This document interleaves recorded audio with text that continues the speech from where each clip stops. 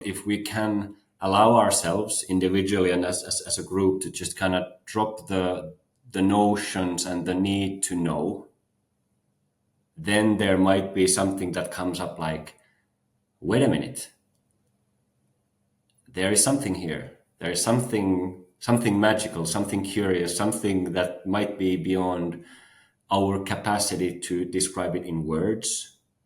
And that something is calling us. Visa, thank you for joining me. The full name is, you said Visa Viren, right? Yes, that's perfect. Where's the origin from? It's a Finnish name, to my understanding, fully Finnish name. To your understanding, were you born in Finland or? Oh yeah. Okay. But I just had an interesting conversation with a Swede 2 or 3 days ago, and they were adamant that it's a Swedish name. But I'm like, to my understanding, it's a Finnish. But and actually, it's a Finnish Independence Day today, so maybe I'll stick to the fact that it's a Finnish name, at least for now. Yeah.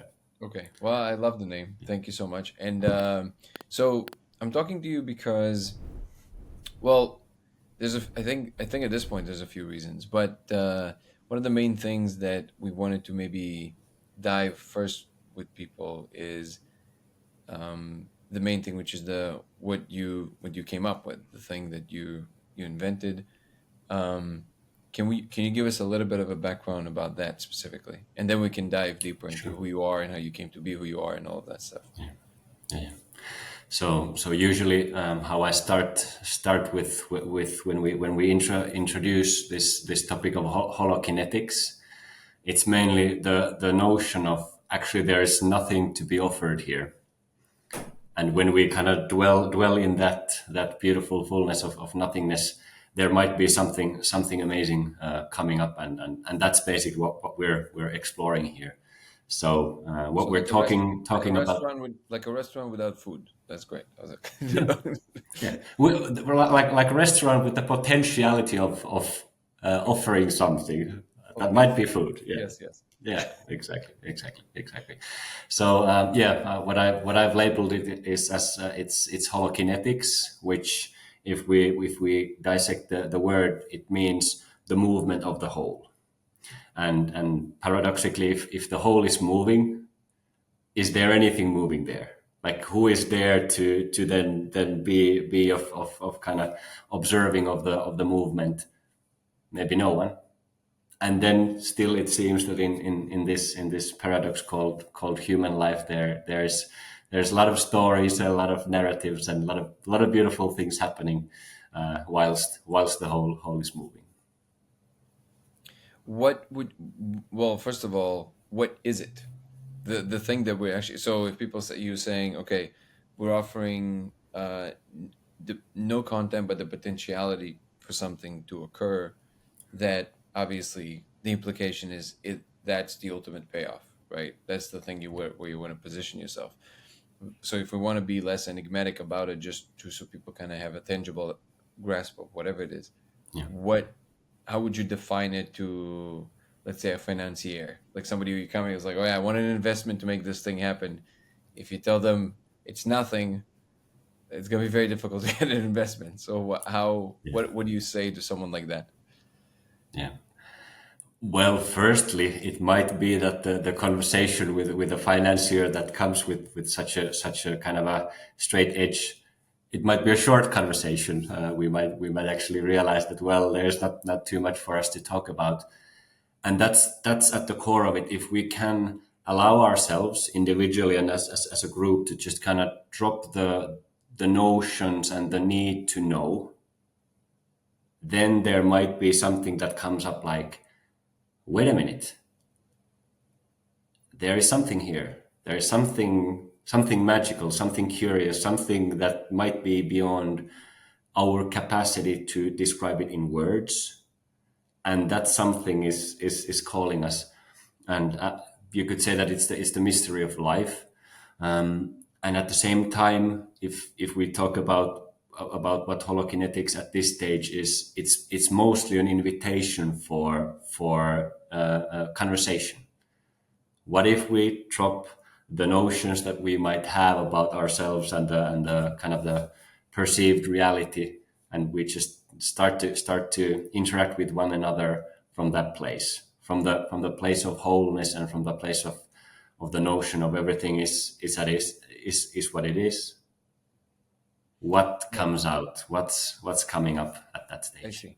So what I'm usually sensitive to is different kinds of people's different predispensations and different ways of seeing the world. And to some degree, I see myself as somewhat of a bridge, like a translator.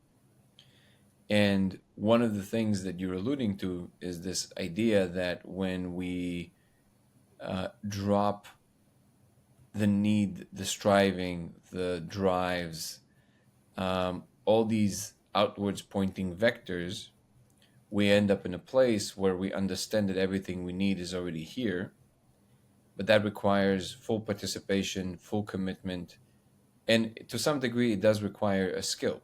This is why people practice meditation for an entire lifetime sometimes. In the spirit of making this also palatable and to some degree entertaining to people that don't always have this understanding yet, I will offer uh, a first square one, and then we can explore from there. The square, and this is a conversation, so everything I'm saying is, what do you think about that? That's essentially kind of where Sure, I'm of speaking course. from. Okay. Yeah. One of my the only place where we can speak, maybe strongly is the wrong word, with some amount of conviction from, is from our own life's experience. My life experience brought me from a very physicalist perspective. Just things are at bottom physical. We understand them to some degree. We don't understand them to another degree. We live our lives. In that life, we have all kinds of things happening. One of these things, we call it consciousness. We call it, the thing that on which everything kind of rides as far as our personal experience. But it is simply this very thin filament on top of what reality is already doing, and to a very large degree, it's very insignificant. And we should feel good that we got to experience this little blimp in infinity. But you know, it was nice. Thank you.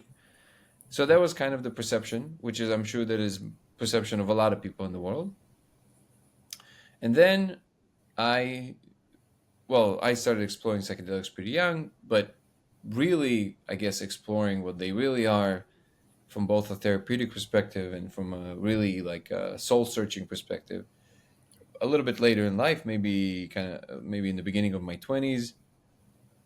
And then I also started diving into meditations and all these other practices. What I realized there is that, just like with any human endeavor, there's always, first of all, there's levels to the game. There's human drama, even in the most astute of spiritual pursuits. There's always some kind of a push and pull. And this is largely understood as part of the system and the way it operates, because we are human at the end of the day. The reason I'm saying all this is because one of the things that became clear to me, maybe in the last couple of years, is that ultimately, and this is one of these square one, what do you think about that moments, is that this two routes that, either metaphorically or not metaphorically, depending on where you're comfortable as the viewer or yourself, the two points of view that God can take, or the two routes that God can choose, is in the context of being the infinite thing that always is there, always was there, and there's nothing outside of that, and it is infinitely everything. So you can either make everything mean everything or mean nothing. And some of these, the two modalities that exemplify these two attitudes are either you're trying to understand how everything came to be, Exactly. or you drop that and you just be. Okay. In the context of spiritual pursuit, it seems that the answer is unanimously, it should be the latter. It should be just don't worry about it. I'm not sure it's that clear to God which one is the right route. And it's an interesting thought because people always think of God as the infinite wisdom, and it is perfect. The thought that I've had doing some of my, meditative explorations and in some of my adventures with more what's going on with, interacting with a lot of different people from a lot of different spheres of life, is that I don't think perfection, as what we imagine it to be, can occur. So the reason it cannot is because by definition it would contain all the opposites of itself and therefore cancel itself out. So it will not occur, right?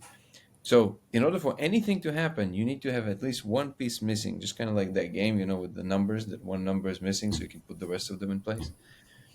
And that one thing that this ultimate perfection is missing is the knowledge of why. So even God doesn't know why, how everything came from nothing.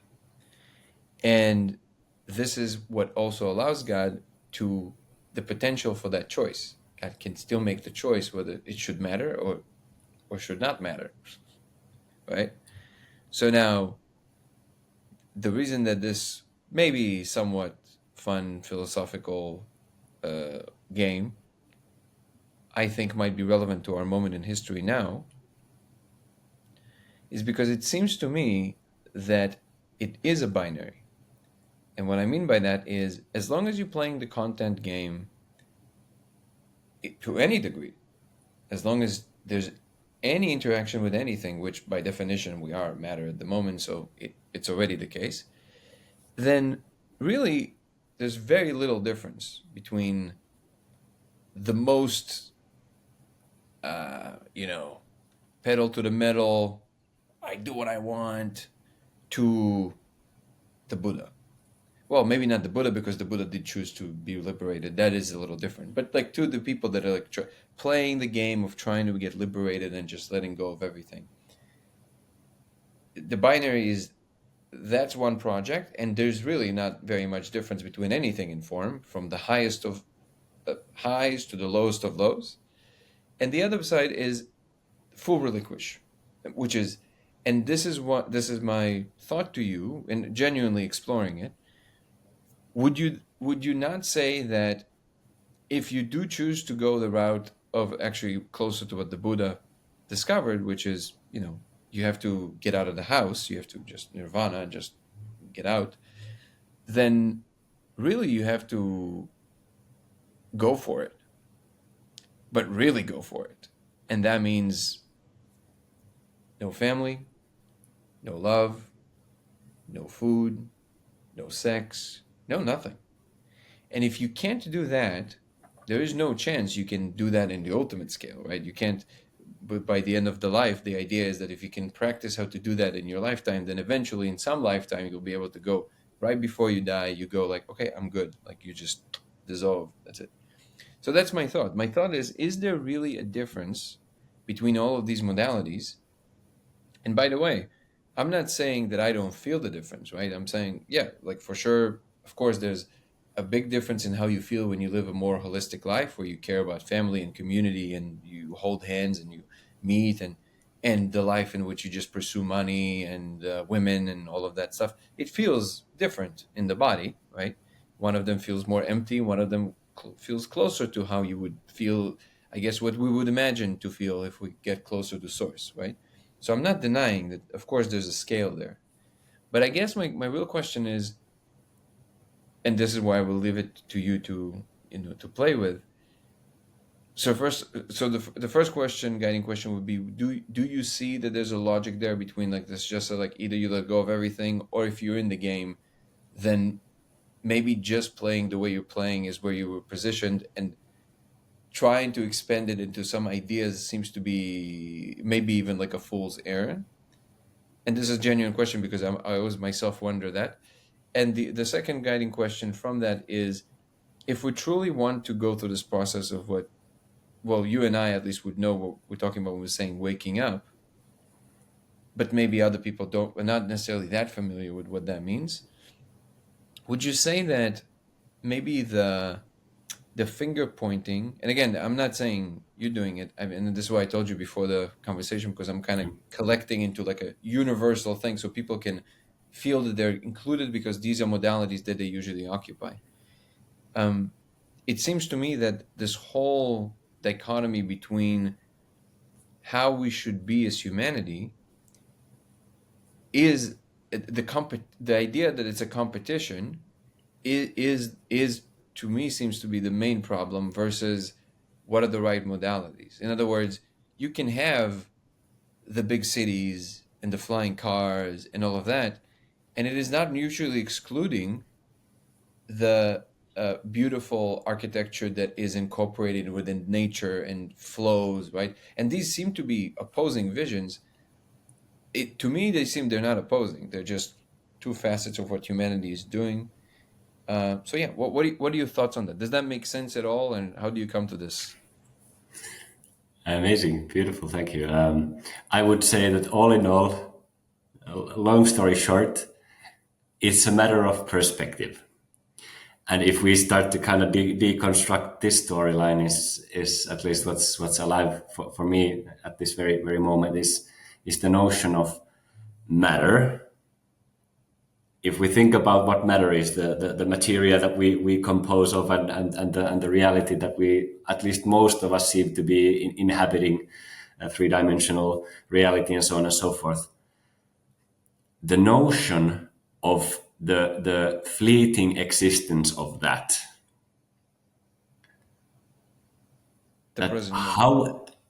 however we think and kind of interact and experience the reality,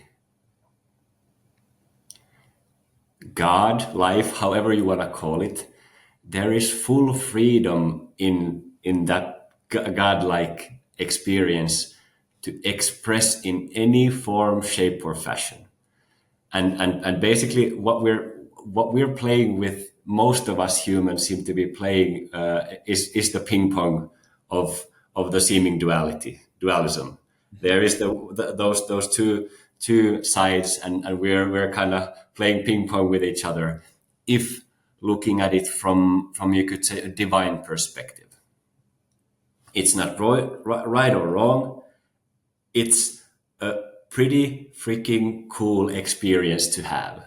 And if I think about, if there is something like a God, omnipresent, omni whatever thing, I think God has created quite a cool experiment and experience for itself, because it can play in all these different ways, shapes, and forms, whether it's bliss and the kind of the dissolving into the unity, or the deepest and most kind of awful anxiety and stress and all that.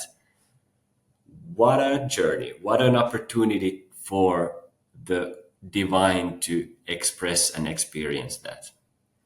And in that, I would say it comes back to the notion of the mystery, in that sense that whenever I aim to point to something, and if I think that okay, now I have pinned it down, reality is ever evolving and ever moving, and that's kind of part of the thesis in holokinetics, that whenever we think that we've pinned it down to something, that pinning down creates, you could call a ripple effect. Like if you think about that, you put your finger into a serene lake, and then it starts to ripple out and so on. So whenever we think that we have kind of defined it somehow, by defining the thing that it's in its nature undefinable, it creates the living paradox and the conditions for life as at least most of us nowadays, as we experience them.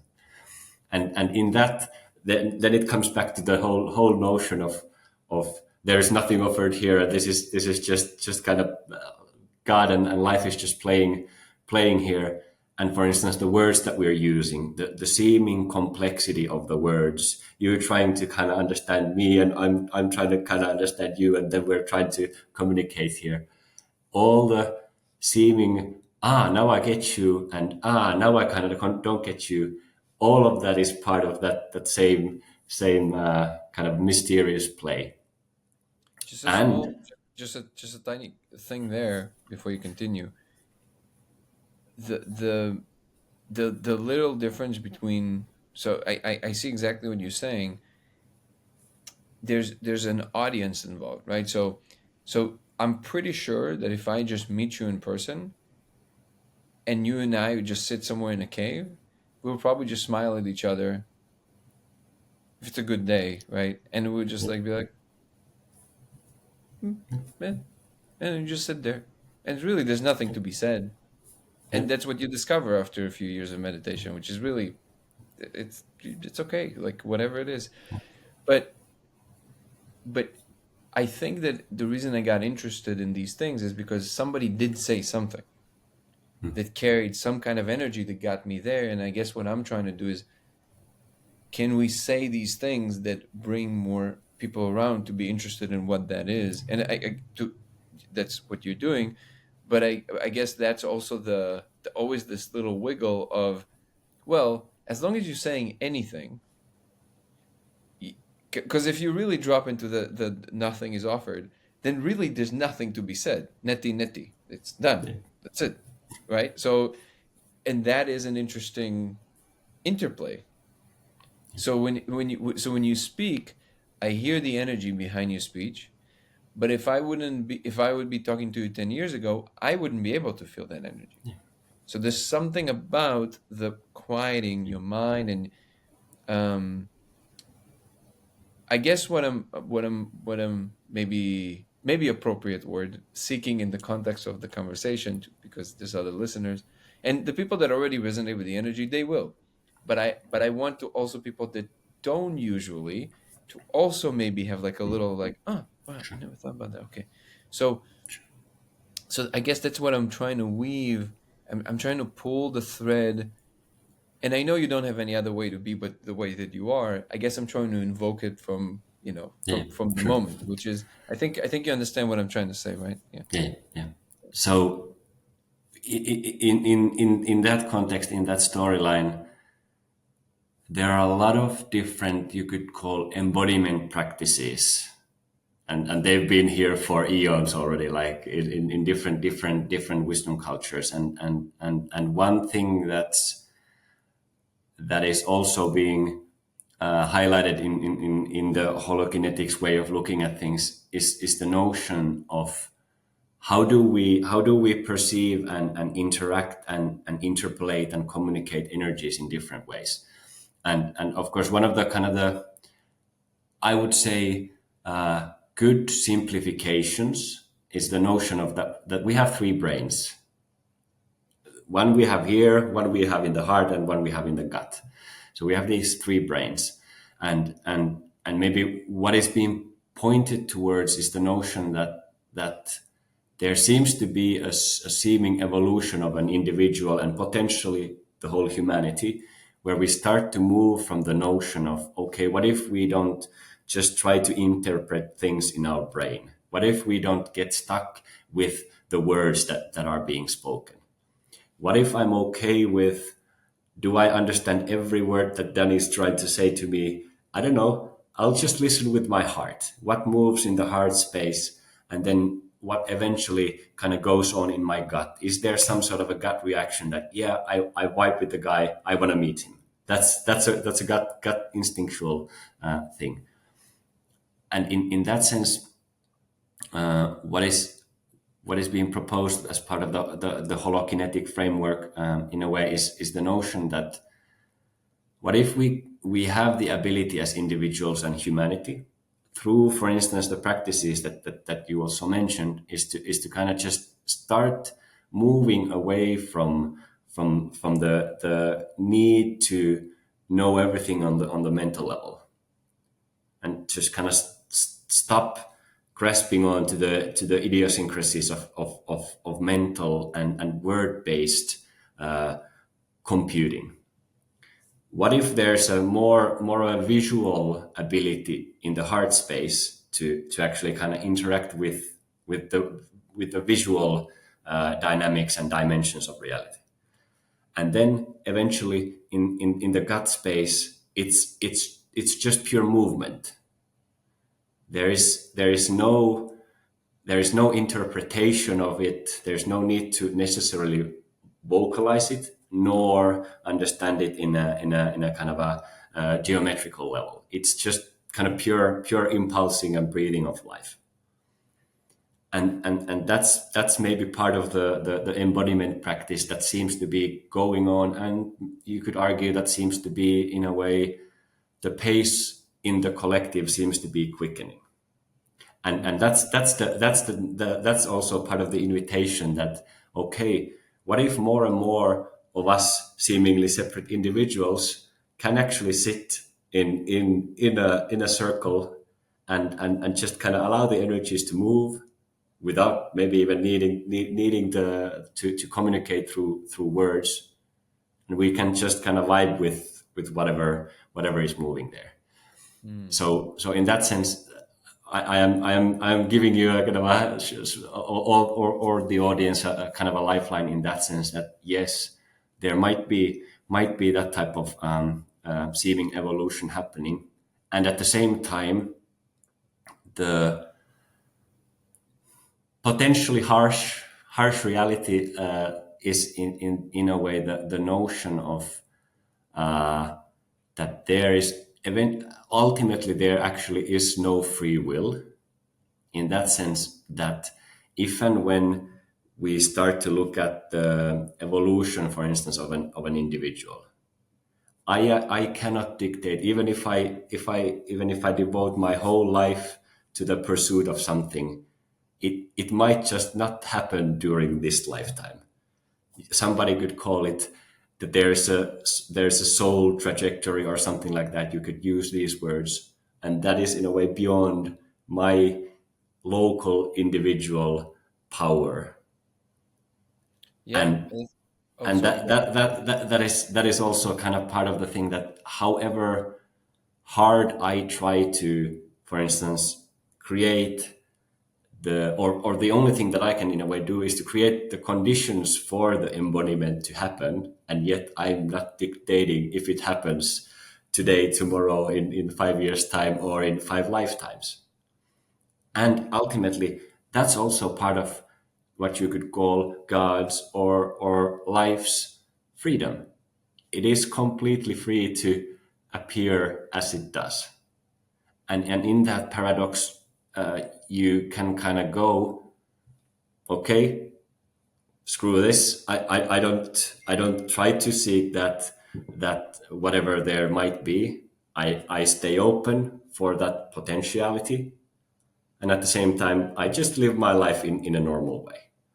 So and there might happen the realization of actually the seeming polarities in a way collapsing, that they are still there, where I am still here as a human being. I'm staying in shape, and still there is that reality or a realization that, okay, those polarities are kind of the power that they might have had over me in the past, that kind of vanishes and dissipates, and there is just freedom for whatever is happening to happen, and then we just play with that. That's beautiful. One thing that I always find, one of these paradoxes that is playing inside of me, is that I'm always trying to find balance, but not just in my inner state. I want to include everything that is available in that moment. And one of these things that is available for me in that moment is my mind as well. The way that I see it, even though we have these descriptions of the different brains, which, in other words, different modalities through which we perceive, and there's probably many, many more that we're not aware of. And it seems that if the system really is to come to an equilibrium, they all have to be included, but not in stages. They have to be included now. In other words, even the stuff that we're talking about usually in the context of, awakening and spiritual talk, which is there's this tendency, I didn't hear you do that, but there is this tendency to maybe to some degree demonize the mind. And that seems to be a mistake as well, because in the end of the day, we can have the most incredible experience of holding hands around the campfire for as long as humans can stay on the planet. But eventually the sun will become a red giant and it will engulf the earth. So if we believe that we should just live as long as the star, okay, that makes sense. But I do think that in the spirit of inclusion, we should recognize that there's a reason why we have this as well. And we almost have a responsibility, not just to ourselves, but to the biosphere as a whole, to actually be the custodians and the protectors. And that requires us to first come into balance with ourselves and alignment with both what we listen to, what the rest of the system is doing.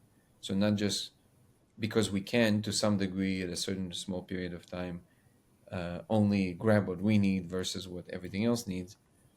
So we also have the responsibility to open up, understand what the environment needs, and then being the spear, the most advanced and beautiful thing that nature has created so far in this corner of the universe, that can bring about structures that are even more beautiful than what was here before. And that will include listening, but that will also include creation and thinking, because there's certain things you can do, there's certain kinds of communications you can do without any words whatsoever.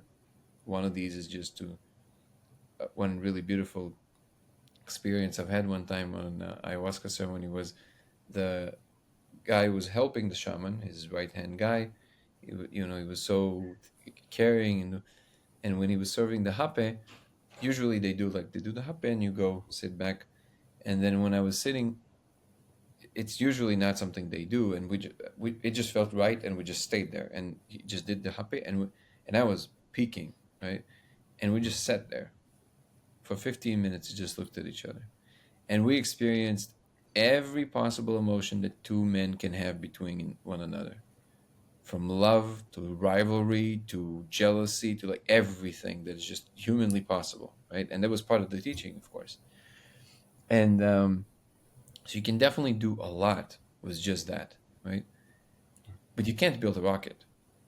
You can't. There's certain specificities that are required to do certain things that are very technical. And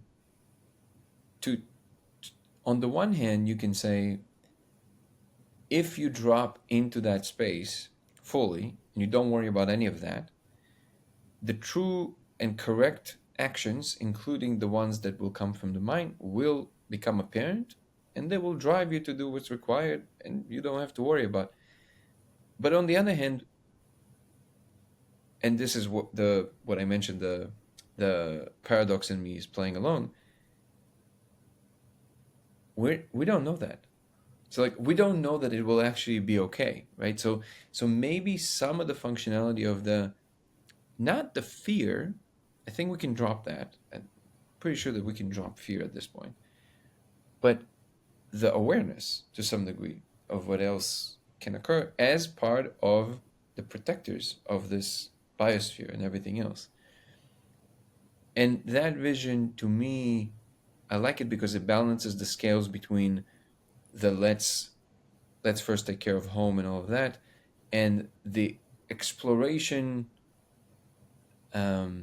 element of that all humans have, and really all life has, of this forward, right?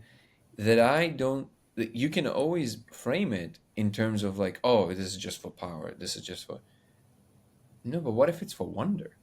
What if the real drive there is wonder, right? And they just want to go to the universe and look at this and look at that and look at the real estate, right?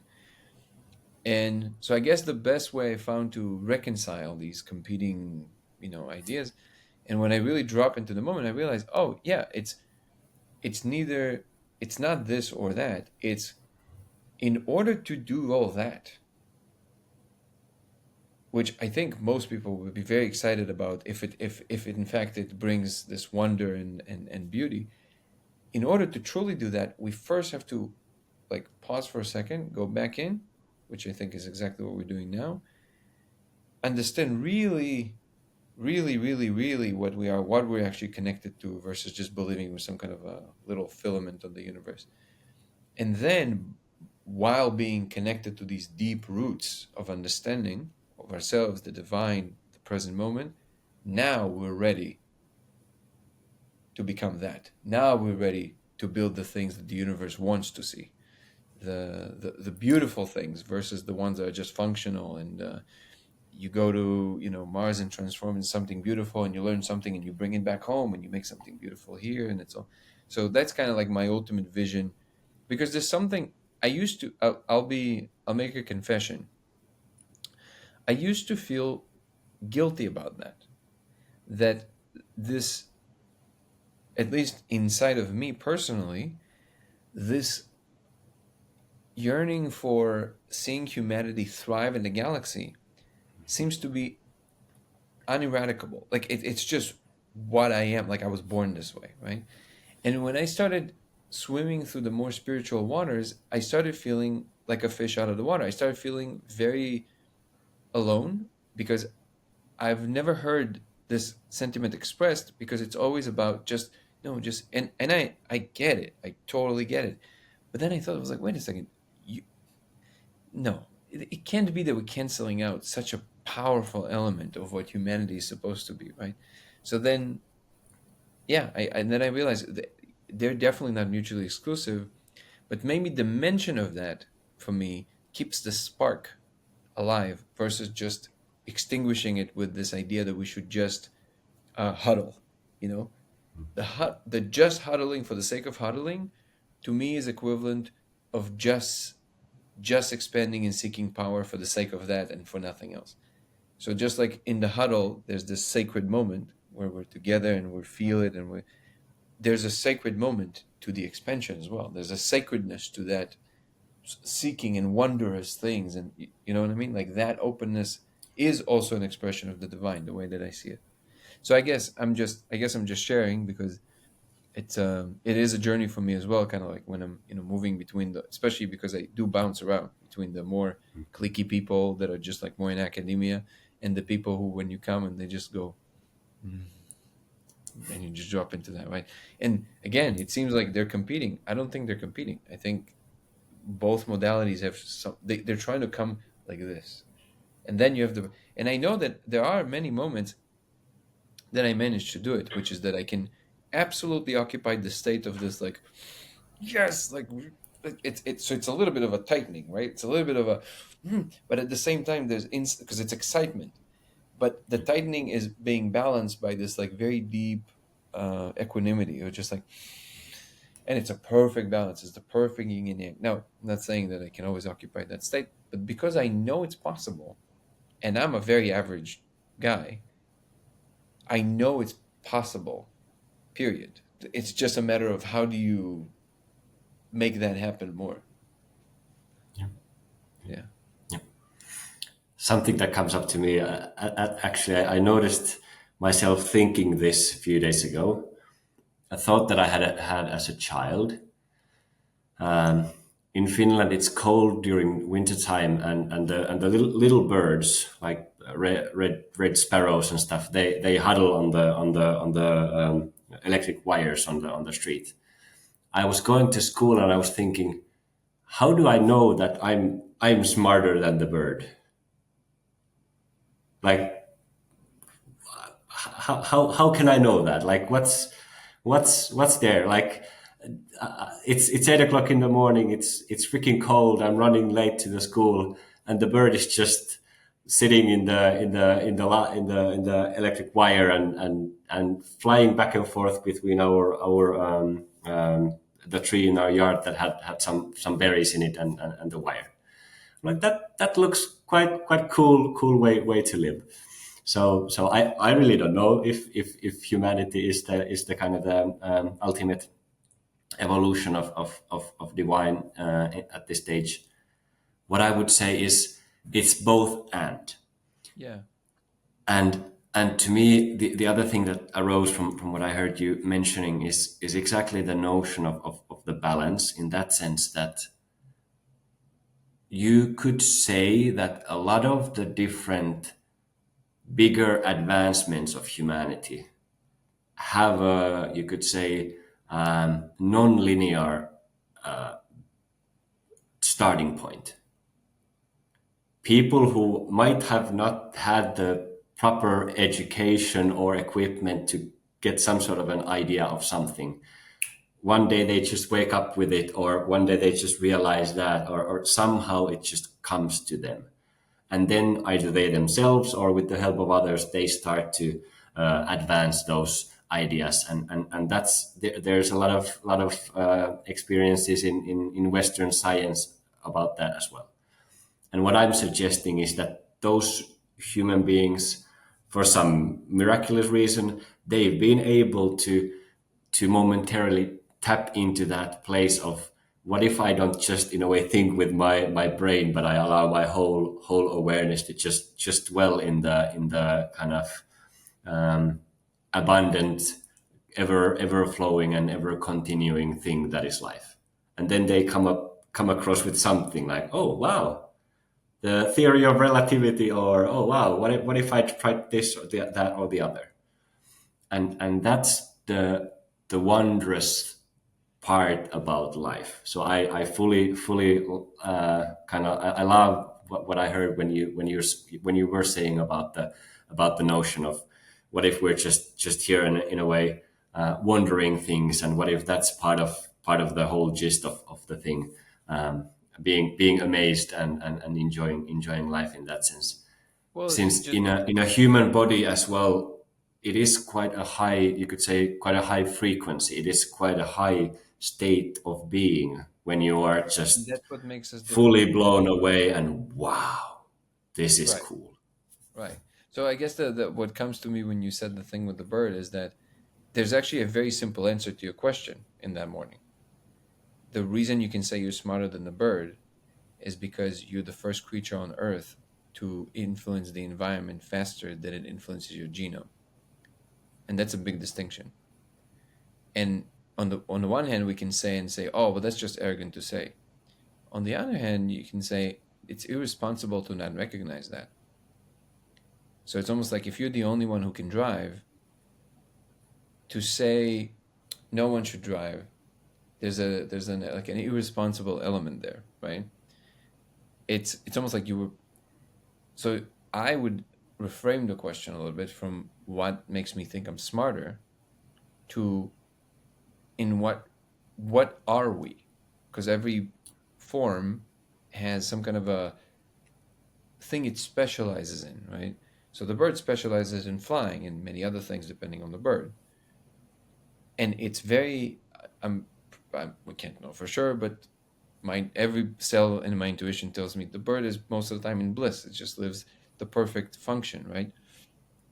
But we are, again, this is where it's both a gift and can become the cage and also the responsibility. It's all of these things.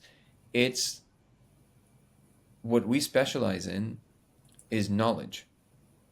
That's what we are.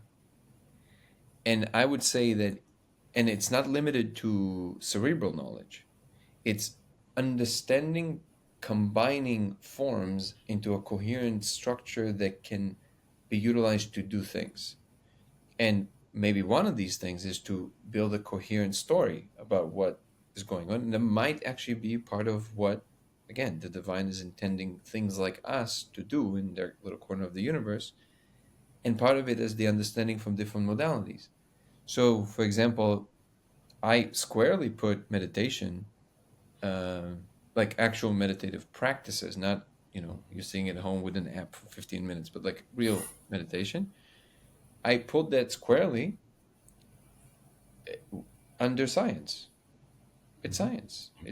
The definition of science is observing something carefully for long periods of time, collecting data, seeing if you can reproduce results, and really, and some scientists would disagree with that, but I think that science with capital S, the one that the archetype of what science should be in the ultimate schema of things is the enterprise of understanding. Full stop. The modality doesn't matter. It can, because you would not, at the moment, science is convinced that understanding means how it works. Oh, I see this is does this, it does that and that. Okay, I get it. That's science. Anything that is not that is not trying to understand how it works, it's soft science or not science. Completely disagree. This is a very parochial, very limited perception of what science really is, again, with a capital S. It includes everything. And at the core of it is not understanding how something works necessarily, but the ultimate project is the unification of, so like a coherent picture. And again, not just in a form of a formula, but in terms of like the full embodiment of what that is, a full mimicking of like a full perception of like you have this so these eureka moments of understanding, of true understanding of what that is in all its facets and glory and beauty, including all the modalities through which you can experience. Ultimately, the way that I view it, that's what science is, and that's what it's slowly growing into. And we now will start including different modalities. I'll give to the people that are more physicalist in the audience, and they're kind of tilting their heads and asking what I'm talking about. I can give you something very concrete, which is that there are certain modes of operation, both mental and energetic, without which you simply cannot entertain certain ideas and therefore operations in the world. A simple one is one thing we always take for granted today, but the idea that progress is possible wasn't always a clear to see thing for humans. Most cultures and most history, they just kind of went about their day and they did the closest thing to what is repeatable for them. Hunt, that okay, yeah, that works. Okay, stay right here. This idea that you can aim towards making something different than what it was, that we take completely for granted, didn't exist. That's a technology. That's a mental event that is now completely instantiated in our culture, but it didn't exist before. And that's almost like a software that allows you to do more than what you could before. And I would submit that it includes also an energetic signature that aims towards, it's like a vector that aims towards like either this outcome or that outcome. Because under the banner of you knowing that progress is possible, you still have a state of being in any given instance that is the product of all the things behind you, which goes back to free will is really an incoherent idea in general. It's not, you can't describe a world in which you somehow outside of it making the decision that's just, it can't be.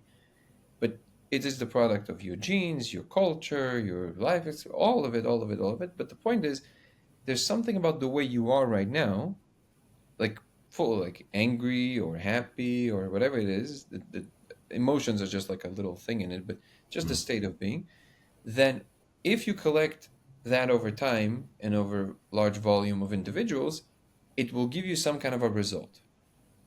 And then you want to ask yourself, okay, what kind of state of being do we want to occupy more often? Because if we are just always angry, always scared, always, well, it produces a world that is just trying to grab what it can now because it doesn't know what's going to happen tomorrow. So I'm just going to do it now, and then it creates everything you see: the pollution, the consumerism, which really is the problem with consumerism is that you buy and you spend resources on things you truly don't need for like you really don't need them, but it's just for that instance of like instant gratification. So that's one modality to operate from. So the relevance of all of this, what seeming to physical is sometimes is a pretty esoteric talk, is that if you can bring humanity to more, well, to more of what you're, Visa, right? Like that kind of, just like we're just here and we're existing and we're doing what's right and we understand and we enjoy, then the types of structures that we will be creating will be very different. because we have enough of everything. So we can still create industries and we can still build big things. But for example, you will build, let's take something very futuristic. You can build a Dyson sphere that just sucks energy from the sun, or you can build a Dyson sphere that is also, it actually ornaments, it makes the sun even more beautiful. You build it in such a way that it's like the greenest possible system. It accents, like you add to, you don't take, you don't just take, it's a reciprocation. But that, notice that that modality, this, somebody has to want to do it this way. And that someone is you. There's, so I always say, if you don't stop the clock and you keep going, yeah, we will expand into the galaxy. But the way I greet you in the morning, the way I feel towards other humans, the way I view myself, do I say good morning and I mean it? Or do I like, hey, how you doing? That little thing will literally translate eventually to what the galaxy looks like. Because it's what kind of beings are building this thing. So I see it as a very, like a very clean cut, like the connection is so clear, right? If you have there's like a very beings that are doing things, what happens outside of them looks very different than people that are just, they're there in their heart and all of that stuff. So that's what connects that for me. For sure, for sure. And, oh, What and I a what final I thought on that, just sorry, because I wanna make that point really clear to what I really mean by the protectors of this biosphere. I don't mean it in a like a pompous way. I mean in a very straightforward way, where if a meteor comes right now, we're the only thing that can has the potential to save the rest of the biosphere. So it's almost, that's why we're a little different. You see what I mean? That's, it's almost like it's our job to be that. yeah. What I say many a times nowadays, tickle the ideas and expression of other people is the notion that I live in a world that is ready as it is. Yes, we have Already a what? Sorry. ready, perfect. I live Okay. in the Garden of Eden already. Yes, we have some things that are less unfortunate, and we have all the suffering and stuff like that, and that's part of the perfection as it is. And and the notion and the change also on a biological and vibrational level that creates when you can really truly embody that type of expression of life, that allows you a different type of relaxation to start creating the outwardly things. So in that sense, like, yes, I fully agree with you that there's a lot of beautiful potential in the God that is human race. And there is also the beautiful notion for us to realize that actually we don't need to do anything. We've been put here for the opportunity to do all these cool things. What if we just see we have famine in the world and we have all different kinds of ways that suffering at the moment kind of shows itself in this reality? What if that's the best opportunity for humans as an individuals and collectives to actually just roll up our sleeves and start to do all these cool things? Because that changes the whole dynamic. Like, Yeah. we don't need to do anything; we get to do all kinds of things. I see. Because So you're saying the word need eventually, is to get to. if we're working from a stress place, what I heard you saying, we tend to create more stress. And somebody can interpret this as a spiritual perspective, cool. And at the same time, we can hook 10 different people into all kinds of machines, scientific machines, and start to measure the body, the different responses in the body, and start to kind of track how do they interact with life internally and externally. And I think I'm betting on that horse that in lifetimes, those people who show that actually they have a healthy way of interacting with stress, whether it is external or internal seemingly, they tend to create more holistic and more healthy environment for themselves and others as well.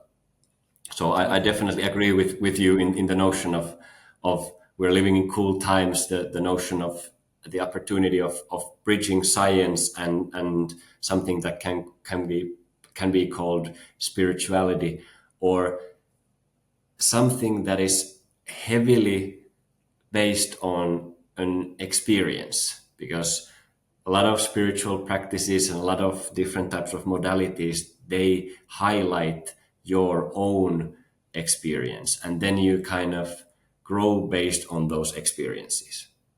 And like the merriment of science that kind of gets its creative juice from all the different experiences that there are. That's a science that I really want to be involved in, because that's not just the kind of this type of a excluding narrow perspective. Exactly. And I fully agree with you. This is something that um, I don't know. I honestly never understand why, but for some reason nowadays, even Yuval Noah Harari seems to be a controversial figure for people. But in the end of his first book, The Sapiens, there's a very wise sentence, which is, "There's nothing more dangerous than gods that don't know what they want." Yeah, and that element, I think, is exactly what you're also accentuating, which is that you connect to the present moment, and everything that you don't need to try to be what you are, because you already, if it's almost like I'm answering myself through what you said, which is that just like the bird flies because it's a bird and it can't be anything else, we will create knowledge because that's what we are. We can't do anything else. But the thing because it's already there and you don't have to worry about being that, the thing you want to be focusing on is what kind of core you are allowing, because from that core, that natural thing that you are, which is the knowledge creator, will arise. And what kind of knowledge you bring about is going to determine what kind of world you build. Exactly. Yeah. Yeah. So that's a beautiful reconciliation. For sure. Wow, that's incredible. So, in the context of also maybe going just slightly deeper to the holokinetic thing, so like if I point people to what you do, right? Yeah. What do they find? What is Sure. they okay. Yeah. Yeah. So yeah, what could be called for some people downloads. Some people might call them insights. My medium of interacting with those experiences that have been beyond my normal day-to-day understanding of reality.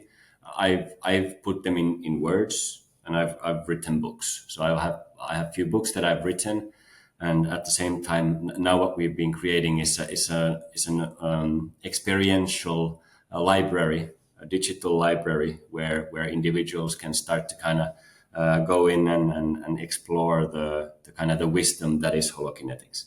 And the whole idea there is basically to invite people into that space where they can go, wow, I didn't necessarily view myself or life this way, or wow, actually, I am kind of familiar with this. What might happen if we get together and start communicating, interacting, just sharing the space? So basically, what is offered is a web portal where you can start to kind of dwell deeper and deeper into the wisdom that is holokinetics. And to me, what is, if I look at humanity in a bigger scale at the moment, and tying it down to the knowledge part that you were mentioning, there seems to be a lot of synthesis building at the moment. Different types of wisdom traditions and different types of knowledge pieces are being built into different types of libraries, synthesized libraries. And in that sense, holokinetics is nothing special. Like I mentioned, there is nothing offered there, and at the same time, when you interact with it, you might have that aha moment. Wow. So in that sense, that's what holokinetics is all about. The opportunity to interact with a piece of knowledge, with the idea that that might also bring about some knowledge at your end. It might bring controversial perspectives, which is perfect and great, or it might bring about kind of these newfound aha moments, and that's what I, on a personal level, would love to interact with as well. Mm. Do you also do like retreats and courses, or? Well, I've done that in the past. At the moment, no. What we will be doing is opening an online space where we can then share these insights, and eventually, at some point, the idea of retreats is what I love. So maybe if the stars are aligned and life opens to that way, I'm more than happy to host retreats in the future. Yeah, that would be interesting. I love how it's still shrouded in this mystery because the moment is the only thing that can deliver the truth. So Yeah. I appreciate that. That's kind of fun. Also, before you mentioned the word merriment, or you used the word merriment, and it's a word I haven't heard in a long time. I love that word. That's wonderful. Yeah. Beautiful, beautiful. I'm gonna bring it back. I'm gonna use it more often. Yeah. That's amazing. So first of all, where can people find what you do? What is the? Can you tell people? Obviously, I will list it, but what is the website? So it's holokinetics.org. Holokinetics.org is the website, and that's where the adventure begins with this one. Wow. Well, that was a wonderful hour, Visa. I really appreciate it, man. And you live, you said, in the mountains. In where was it again? Yeah, we're in Madeira, in the Portuguese island Oh, at in the the moment. Portuguese island. Right. And then Yeah. I guess in the mountains it's a little chill. Is it when you get closer down from the mountains, closer to the shores, is it more balanced? Like it's more, I guess, warm. Like obviously warm in the summer, but in the winter, does it snow ever? Or Well, luckily, really hardly. Not every year, and if it snows, it's just on the top of the mountains. And the beauty with Madeira is they call it the European Hawaii, which means that we have these microclimates, and you can just drive or walk 10 minutes, and the climate might be different. So that's part of the mystery that why we love the island, for sure. very different than Finland. Where you Yep, were. it's slush and dark and cold, even colder in Finland at this stage. So definitely, Yeah. Wow. Yeah, we visited last year when we traveled the world. We visited Norway. I mean, I understand it's not Finland, but it's a. I would assume that the winters are somewhat similar, and oh yeah, it's yeah. there's There is there's like a similarity. magical ice kingdom element to it that I also like. But I know that after a while it gets overbearing, just being in that all the time. Yeah, well, personally, I don't mind the cold. I love how my body reacts to cold. It's the darkness that Mm, gets me during this time of the year, end of the year. It's quite dark, and with the everything that's happening with the climates and such, the winter might start in January. So we might have three months of plus minus 5 centigrades and water and slush and darkness. So I'm happy to be in a bit of a more southern and more sunny place for these months. well, I listen. I really appreciate your time, and I appreciate the energy that you brought. It's very empowering, and very yeah. It's wonderful. So maybe we can do this again as well. And if we're visiting your part of the world, I'll definitely let you know. Come and say hello. Amazing. Thank you. It's amazing the space that you hold and the conversation. It's beautiful. So thank you for that. Thank you so much.